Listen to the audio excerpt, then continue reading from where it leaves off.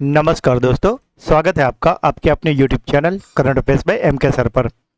दोस्तों, आज हम इस वीडियो में 19 जून 2026 के 15 मोस्ट टाइम टॉपिक को कवर करेंगे और हर टॉपिक के बारे में इंपॉर्टेंट फैक्ट भी जानेंगे। तो पूरा वीडियो बड़े ध्यान से देखना, लास्ट में आपका टेस्ट होगा जिसके आंसर आपको कमेंट करने हैं। साथ ही दोस्तों, ये एकमात्र चैनल है जहाँ पे 15 मिनट से भी कम समय में हर रोज 15 मोस्ट टाइम टॉपिक आपको डिटेल में कवर भी करवाया जाता है और डेली, वीकली और मंथली रिवीजन भी करवाया जाता है। तो जो लोग चैनल पर नए हैं उनसे रिक्वेस्ट है कि एटलीस्ट 10 दिन के लिए चैनल को फॉलो कीजिए। आप कोई भी वनडे, स्टेट या कोई भी कॉम्पिटिटिव एग्जाम की तैयारी कर रहे हो उसमें आपको निश्चित फायदा होगा। और अगर अभी तक चैनल को सब्सक्राइब नहीं किया तो प्लीज़ जल्दी से कर लीजिए। तो चलिए वीडियो स्टार्ट करते हैं।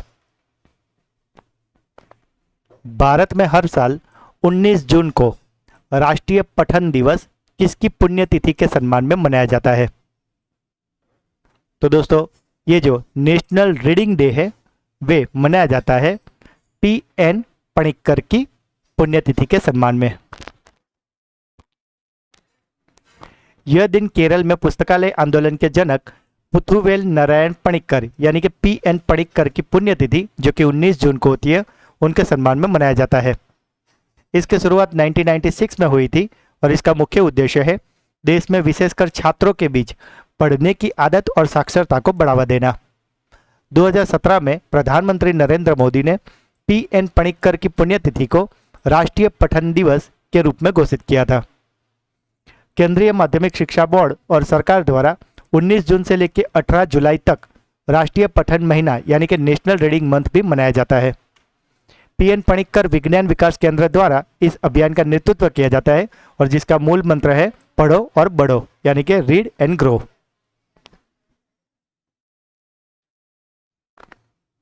दुनिया की 5वीं सबसे मूल्यवान कंपनी कौन सी बन गई है? तो दोस्तों, ये जो दुनिया की 5वीं सबसे मूल्यवान कंपनी है वे बनी है स्पेसएक्स।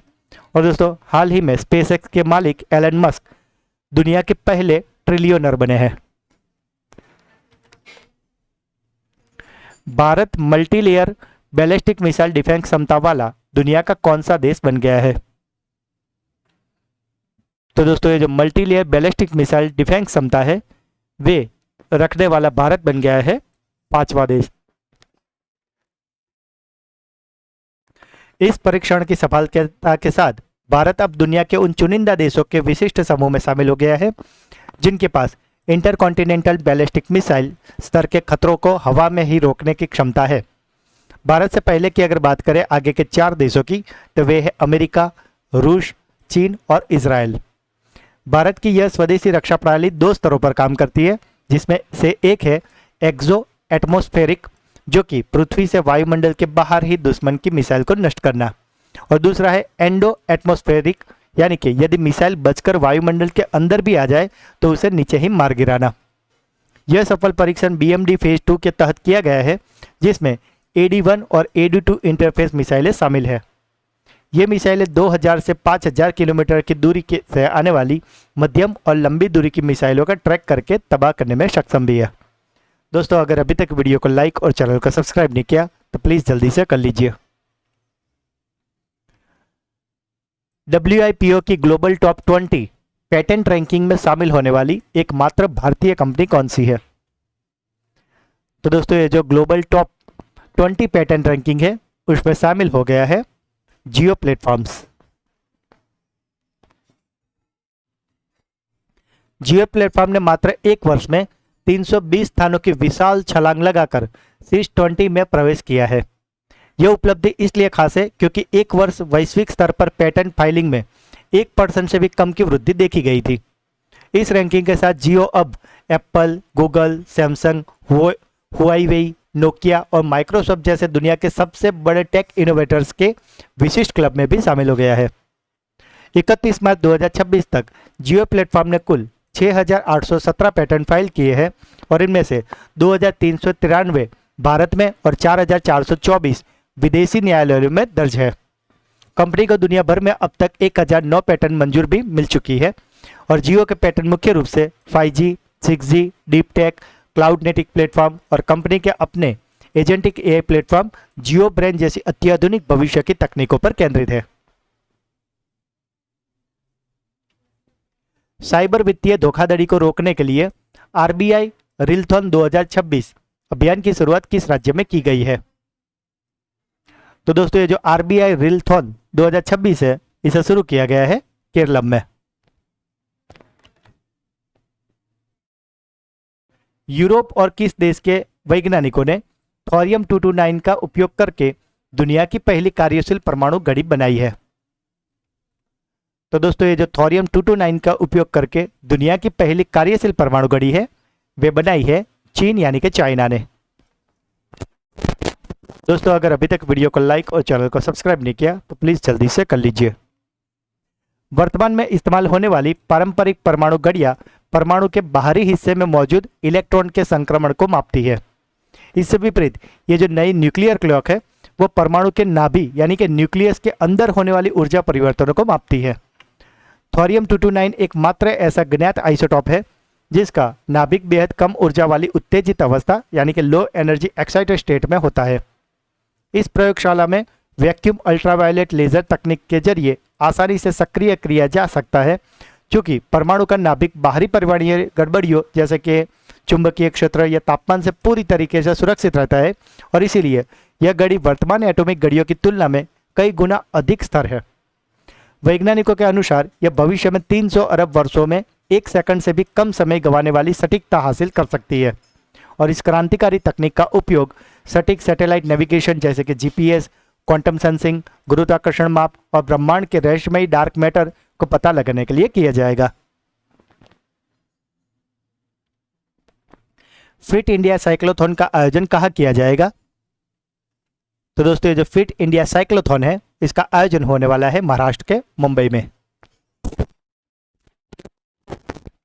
साथ ही दोस्तों मई मंथ का मंथली करंट अफेयर्स वीडियो जिसमें हमने मई मंथ के मोस्ट टाइम पे 200 एमसीक्यू करवाए हैं, तो अगर आप ये वीडियो देख लोगे तो मई मंथ के मंथली करंट अफेयर्स रिगार्डिंग आपको और कुछ भी देखने की जरूरत नहीं पड़ेगी।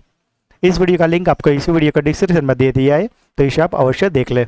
और अगर आपको ऐसे ही हर मंथ के वीडियो चाहिए तो अगले सभी मंथ के वीडियो भी हमारे चैनल पर अवेलेबल है, जिसमें हमने हर मंथ के ऐसे मोस्ट टाइम पे 200 एमसीक्यू करवाए हैं। तो ये सारे क्वालिटी वीडियो है, इसे आप बिल्कुल भी मिस मत करना। AIFF अंडर 17 महिला युवा लीग का पहला संस्करण कहाँ आयोजित किया जाएगा? तो दोस्तों ये जो महिला युवा लीग का पहला संस्करण है वो आयोजित होने वाला है छत्तीसगढ़ में। और दोस्तों इसमें 4 ग्रुप होने वाले हैं, A, B, C और D। PM श्री पर्यटन वायु सेवा किस राज्य में शुरू की गई है? तो दोस्तों ये जो PM श्री पर्यटन वायु सेवा है इसे शुरू किया गया है मध्य प्रदेश में। हेट स्पीच का सामना करने के लिए अंतर्राष्ट्रीय दिवस हर साल कब मनाया जाता है? तो दोस्तों ये जो हेट स्पीच होती है इसके सामने के लिए जो अंतर्राष्ट्रीय दिवस है वो मनाया जाता है 18 जून को। राष्ट्रीय जांच एजेंसी का नया महानिरीक्षक यानी कि IG किसे नियुक्त किया गया है? तो दोस्तों NIA के IG नियुक्त हुए हैं सुंदर राज पटलिंगम। आंध्र प्रदेश के मुख्यमंत्री चंद्रबाबू नायडू के नेतृत्व पर आधारित किताब CVET 361 पॉलीमथ कहाँ लॉन्च की गई है? तो दोस्तों जो CVET 361 पॉलीमथ है जो कि आंध्र प्रदेश के मुख्यमंत्री चंद्रबाबू नायडू के नेतृत्व पर आधारित है और यह किताब लॉन्च की गई है सिंगापुर में। भारतीय सेना में शामिल किए गए 106 पीस कीपर अग्निवेग का संबंध किस प्रकार के ड्रोन से है? तो दोस्तों ये जो पीस कीपर अग्निवेग है वे ड्रोन है कामिकोस ड्रोन, और दोस्तों इसे सुसाइड ड्रोन भी कहते हैं। साथ ही दोस्तों जनवरी फरवरी मार्च का कंबाइंड वीडियो जिसपे हमने 3 मंथ के मोस्ट टाइम पे 600 एमसीक्यू करवाए हैं, तो अगर आप ये वीडियो देख लोगे तो एक ही वीडियो में आपके पूरे 3 मंथ के मंथली करंट अफेयर्स अच्छे से कवर हो जाएंगे।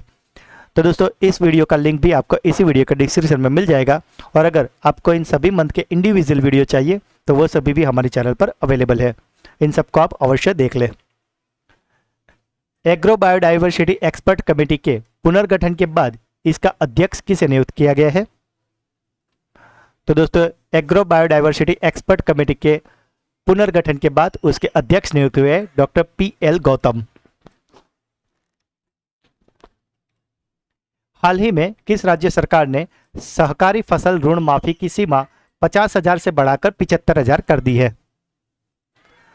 तो दोस्तों 75,000 तक की फसल ऋण माफी अनाउंस की है तमिलनाडु ने। सहकारी बैंकों से 75,000 तक का फसली ऋण लेने वाले सभी श्रेणियों के किसानों का पूरा कर्जा 100% माफ किया जाएगा। जिन किसानों का फसली ऋण 75,000 से ज्यादा है उन्हें बाकी की जो राशि होगी उसमें भी 35,000 की निश्चित छूट दी जाएगी। यह योजना 1 मई 2025 से लेकर 28 फरवरी 2026 के बीच सहकारी बैंकों से लिए गए ऋणों पर लागू होगी। पिछली योजना के विपरीत जो केवल छोटे और सीमांत किसानों तक सीमित थी, इस संशोधित नीति में भूमि जोत के आकार की सीमा को हटाकर सीमांत, छोटे बड़े सभी किसानों को शामिल किया गया है। इस फैसले से राज्य के 14.43 लाख किसानों को सीधा लाभ मिलेगा और सरकारी खजाने पर 5,932.23 करोड़ का वित्तीय बोझ भी आएगा। दोस्तों जैसे कि आपको पता ही होगा कि तमिलनाडु में हाल ही नए मुख्यमंत्री आए हैं थालापति विजय, यानी कि उनका रियल नाम है सी जोसेफ विजय, और उन्होंने ये कदम उठाया है। तो दोस्तों ये थे आज के 15 मोस्ट टाइम टॉपिक। अब बारी है आपकी ब्रेन बूस्टर क्विज की, जिसके आंसर आपको कमेंट करने हैं। तो आज का पहला सवाल, दुनिया की 5वीं सबसे मूल्यवान कंपनी कौन सी बन गई है? AIFF अंडर 17 महिला युवा लीग का पहला संस्करण कहाँ आयोजित किया जाएगा? और आज का आखिरी सवाल, आंध्र प्रदेश के मुख्यमंत्री चंद्रबाबू नायडू के नेतृत्व पर आधारित किताब CVA 361 पॉलीमथ कहाँ लॉन्च की गई है? तो दोस्तों तीनों क्वेश्चन के आंसर आपको कमेंट में बताने हैं। और अब बारी है हमारे सुपर फास्ट फ्लैश रिवीजन की, जिसमें कल के जो 15 क्वेश्चन थे उसका एक फटाफट से फ्लैश रिवीजन कर लेते हैं। तो कल का पहला क्वेश्चन था, गोवा क्रांति दिवस प्रतिवर्ष किस तिथि को मनाया जाता है? तो दोस्तों ये जो गोवा रिवॉल्यूशन डे है वो मनाया जाता है 18 जून को। प्रधानमंत्री नरेंद्र मोदी को हाल ही में किस देश का सर्वोच्च नागरिक सम्मान order of the white double class से सम्मानित किया गया है? तो दोस्तों ये सम्मान दिया गया है मोदी जी को स्लोवाकिया द्वारा। एनसीसी ने किन 2 राज्यों में नए निदेशालयों के गठन को मंजूरी दी है? तो दोस्तों ये निदेशालय खुलने वाले हैं आंध्र प्रदेश और झारखंड में। भारत की कौन सी कंपनी AI यूनिकॉर्न बन गई है, जिसे भारत का चैट GPT भी कहा जाता है? तो दोस्तों ये भारत का चैट GPT है, सर्वम AI, जो कि अब AI यूनिकॉर्न बन गई है। हाल ही में किस देश में पहली बार मच्छर जनित उस्तु वायरस की पुष्टि ब्लैक बर्ड पक्षियों में की गई है? तो दोस्तों ये उस्तु वायरस पाया गया है स्कॉटलैंड में। अख्तियार द यूनिफायर नामक पुस्तक का विमोचन हाल ही में किसके द्वारा किया गया है? तो दोस्तों ये पुस्तक विमोचित हुई है हमारे उपराष्ट्रपति CP राधाकृष्णन जी द्वारा। तेलंगाना सरकार ने दुर्लभ पांडुलिपि और रिकॉर्ड्स के डिजिटलीकरण के लिए किस देश के साथ समझौता यानी कि MOU किया है? तो दोस्तों तेलंगाना ने ये MOU किया है ईरान के साथ। टाइम्स 100 स्पोर्ट्स 2026 की सूची में शामिल होने वाली एकमात्र भारतीय खिलाड़ी कौन बनी है? तो दोस्तों टाइम 100 स्पॉट 2026 में शामिल हुई है Smriti Mandhana. International institutional ranking framework 2026 में सरकारी विश्वविद्यालय की श्रेणी में शीर्ष स्थान किसे मिला है? तो दोस्तों ये जो शीर्ष स्थान है वो मिला है दिल्ली की जवाहरलाल नेहरू विश्वविद्यालय को। प्रिक्स वर्षाई 2026 की दुनिया के सबसे खूबसूरत एयरपोर्ट की सूची में भारतीय एयरपोर्ट कौन से शामिल है? तो दोस्तों ये 2 एयरपोर्ट है, नवी मुंबई और गुवाहाटी एयरपोर्ट। भारत ने किस देश के साथ पेरिस समझौते के साथ संयुक्त रेड तंत्र को कार्यान्वयन के नियमों को अपनाया है? तो दोस्तों ये नियम अपनाया गया है जापान के साथ। भारत ने किस देश को 55 लाख अमेरिकी डॉलर की सैन्य सामग्री निःशुल्क आधार पर प्रदान की है? तो दोस्तों ये 55 लाख अमेरिकी डॉलर दिए गए हैं श्रीलंका को। नई दिल्ली में विकसित भारत युवा संसद 2026 का उद्घाटन किसने किया है? तो दोस्तों ये जो भारत युवा संसद है इसका उद्घाटन किया है ओम बिरला जी ने। युवाओं में उद्यमिता और नवाचार को बढ़ावा देने के लिए ATL ब्रिज समझौता भारत ने किस देश के साथ किया है? तो दोस्तों ये जो ATL ब्रिज है वो समझौता हुआ है भारत और फ्रांस के बीच। और कल का आखिरी सवाल था, ग्लोबल चेस लीग के 4थे संस्करण का आयोजन कहाँ किया जाएगा? तो दोस्तों ये आयोजन होने वाला है बेंगलुरु में। तो दोस्तों ये थे कल के 15 मोस्ट हैप्पी टॉपिक। जैसे फिलहाल तो हमने काफ़ी क्विक रिवीजन किया है, पर कल के वीडियो में हमने सारे क्वेश्चन को काफ़ी डिटेल में और अच्छे से पढ़ाया था। तो अगर अभी तक आपने उसे नहीं देखा तो इसका लिंक आपको इसी वीडियो के डिस्क्रिप्शन में मिल जाएगा, उसे आप अवश्य देख लेना। और साथ ही अगर आप हमारे चैनल के वीडियो को डेली फॉलो करते हो तो आप कोई भी कॉम्पिटिटिव एग्जाम की तैयारी कर रहे हो उसमें आपको निश्चित फायदा होगा।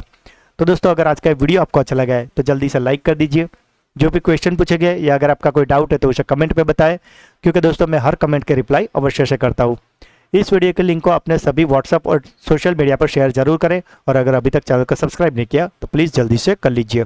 तो मिलते हैं अगले वीडियो में, तब तक के लिए पढ़ते रहिए, आगे बढ़ते रहिए। जय हिंद, जय भारत।